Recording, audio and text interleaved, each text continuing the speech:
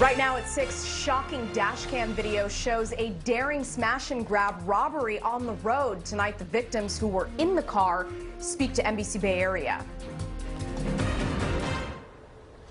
The news at 6 starts right now. Good evening, and thanks so much for joining us. I'm Anusha Rasta. I'm Terry McSweeney. We have investigated the car break-in problem in San Francisco for the past few years, but this new video takes it to a whole new level. A driver captured it all yesterday afternoon just before the Bay Bridge on-ramp on Bryan Street. You can see the Hall of Justice in the background.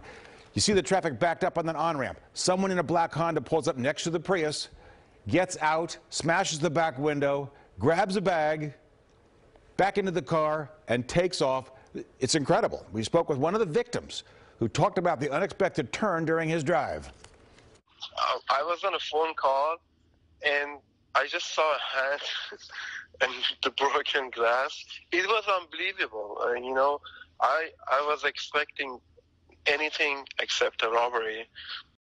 The victims were not hurt, but the thieves did make off with their camera equipment and a drone.